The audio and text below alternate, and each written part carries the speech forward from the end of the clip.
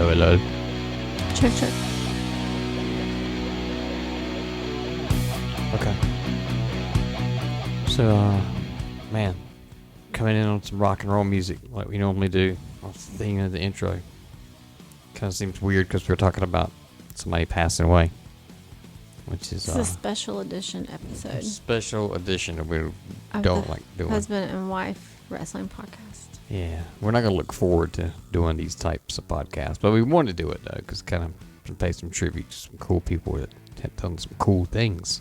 Absolutely. And then Kevin Sullivan. So, Kevin Sullivan, what's today? 8, 9? Today's August 9th. 9th. So, August 9th, Kevin Sullivan, I think it was today that he passed away. And seemed to have been an accident, but the more I researched, I can't find any mention of what kind of accident it was. Yeah. I even saw one article where it said family says in an interview that he experienced an alleged accident, and it was quotations around the alleged accident part, which was kind of weird, I thought. Only thing I could find was the doctors were trying to save his leg. Or Yeah. they did. Yeah, trying to save his leg.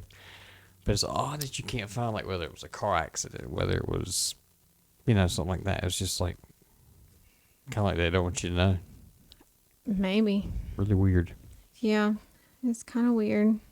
But unfortunately, the result of the accident caused him to have sepsis and what else? There's some kind of other. Encephalitis. Yeah, that word.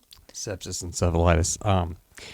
Yeah, because a little while ago they did a GoFundMe that had, I think, a goal of $20,000 to help his medical bills, stuff like that. DDP, Cody, Tony Khan, Scott D'Amore, Jim Cornette, Jericho. They all gave a lot of money, some 4 digits. That's and awesome. they raised like $50,000 in the end, past the $20,000. They were only trying to get to 20, but they got to 50. So yeah, kudos to all those guys. That's cool that they helped. But shows what he meant to everybody, and they respect Shows what him. kind of family the legends are. Yeah. Yep. And I'm sure he had some enemies, but for the most part, you see that, that's nice that they can launch a GoFundMe and do past double. So, anyway, yeah, I've read from a couple of wrestlers that he's been looking rough since like November, around November 23. I saw one podcaster that had done, him and Dutch Mantel had done a podcast with Kevin, and they said he was so, they weren't being negative, but he was so bad off that he was like slow. He was like doing a lot of and like they had to do a lot of editing, and the guy said he had decided at one point he wasn't going to release it. But they ended up releasing it, and they had like speed all of his parts up like 20% just to get it to sound right. So, He may have been on some kind of medication with Could have been. terrible side effects. yeah. So you don't even really know who Kevin Sullivan was. No, Except a few mentions that I've made, but I had to do some research.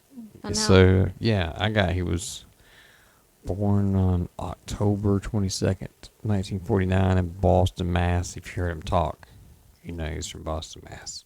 Wait, it was yawn when I'm talking. It's not when you're Boring husband ever. You are not, I swear. You know, we've been together 11 years tomorrow. Yeah, You know, I know I you like yawn. my sleep. Mm-hmm. I'm a nap girl, Okay. and it's almost my nap time. All right. So anyway, so he was a high school athlete. He started in like wrestling in 1969. Met Dutch Mantel in 1970. Wrestled to Florida, Alabama as a babyface. If you know anything about Kevin, he was like a satanic kind of cult leader looking guy. That's how he always looked. But that was his character. But yeah, he actually did babyface as Johnny West, is what I read. It's just crazy to think about Kevin Sullivan being a babyface. I was going to say, everything I read, it seemed like he was a heel. Yeah, he was totally a natural heel, but yeah, that was odd. But yeah, but he did that. Saw some videos of like him back in 1969, 1970. he was famous for being the Cold Lake Hill, though. It was like satanic. Did a lot of feuds with Dusty. Yeah. Saw that, yeah. Dusty Rhodes, the American Dream, Dusty Rhodes. Army of Darkness, he had that. And then Dungeon of Doom is what he had in the late 80s, which was like kind of like a heel factory that just fed Hogan. Well, actually, Dungeon of Doom was in the late 90s. Fed Hogan big monster guys. Got kind of lame at one point, but anyway, that's what they did. Late 80s, he actually did the Varsity Club, which was Bray Wyatt's dad, Mike Rotunda, and Rick Steiner, which is Braun Breaker's dad. Okay. Yeah, so I got to make references to all That's the pretty kids that are wrestling that Amber knows and be like, their grandpa. It's not a grandpa. That's a 10-year difference. Yeah, it's not their grandpa, but Yeah. yeah, at least their father. That's pretty cool, though. It's kind of full circle. Yeah, it's called the Varsity Club. Kevin always had like black tights on, but the two other wrestlers, Rotunda and Rick Steiner, they had like the college wrestling singlet on. Like, I can't remember. I think they had their like state, Michigan, and then wherever I can't remember if it was Sarasota where Rotunda was from, but anyway, they looked like college guys. And then Steiner, Braun's dad, wore the ear muff or ear pads like amateur wrestlers do. Okay. So yeah, That's to protect from getting that cauliflower ear. ear. Yeah, Yep. Oops, you don't want that. Smack it out on your equipment. Me too. But yeah, the Varsity Club was cool. And then finally, Rick Steiner, they kind of did this mentally challenged angle with him. And they kind of pushed him out. And then later, he was replaced by Steve Williams. Kevin Sullivan was the leader of that for a while. And like I said, he went on to Dungeon of Doom. He migrated into WCW as NWA kind of went to the Turner WCW deal. And he was famous, too, for making NWO go over so well. Like, he was kind of like, you're yawning again. Nope. You were just yawning. I'm going to zoom in post-production and catch you yawning. I swear. And I'm going to play that song.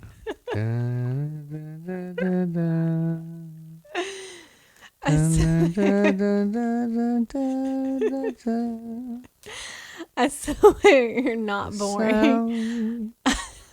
Silence.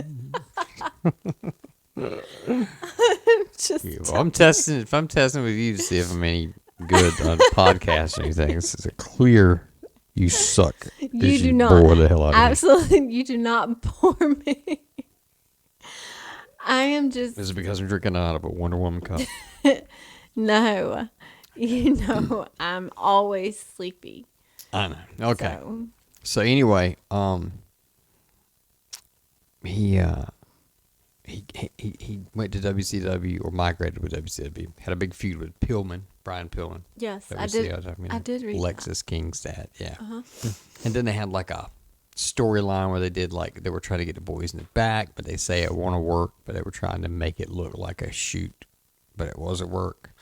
But anyway, Brian Pillman out in an interview in the ring was talking to Kevin Sullivan, and Kevin Sullivan was doing the booking at the time.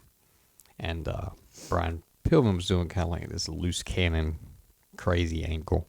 So he told Kevin Sullivan at the end of the promo, I think, he was like, "Okay, well, I respect you, Mr. Booker Man." So all the inside wrestling marks were kind of like, "Oh my God, he's okay." Are you on? I see you try to hold it back. You literally can't hold it back. I see your mouth like holding your. Don't look at my face. Talking about somebody passing away, trying to inform you about good wrestling history.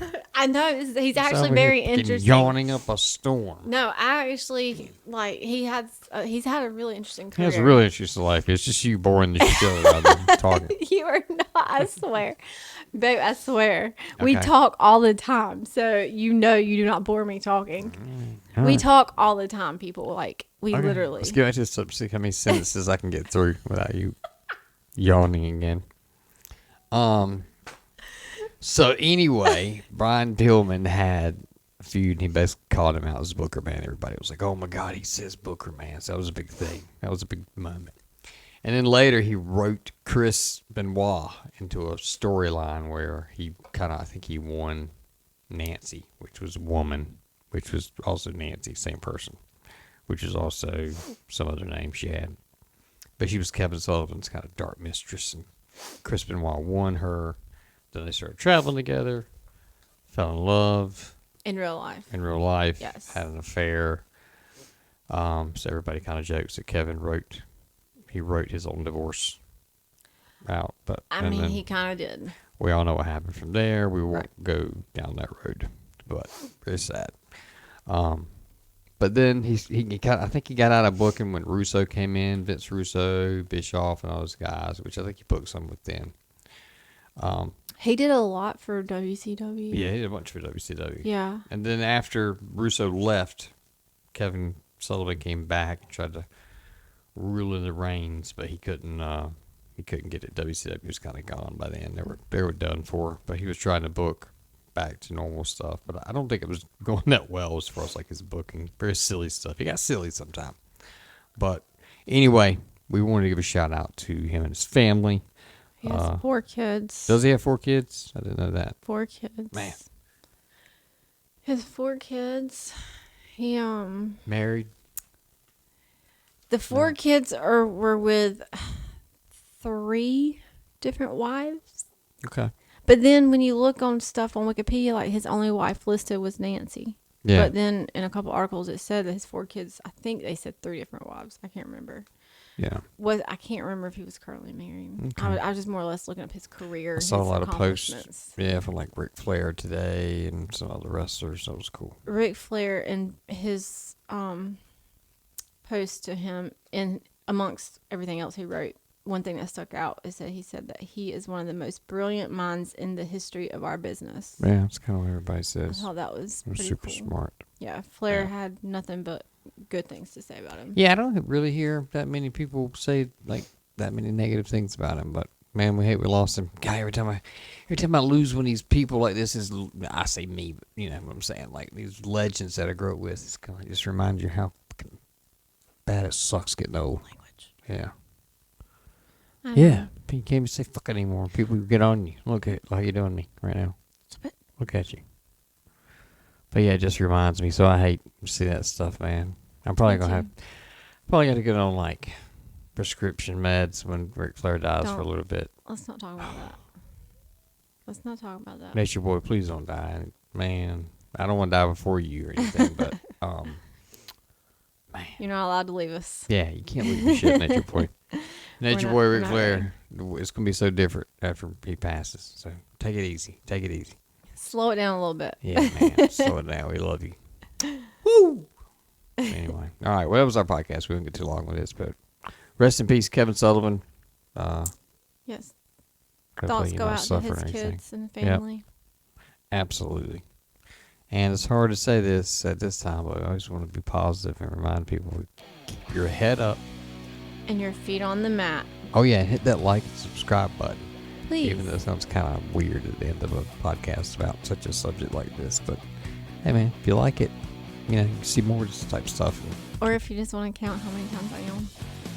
If you want to see what? If you want to count how many times I yawn in an episode. Yeah, that's the truth. All right, people, later.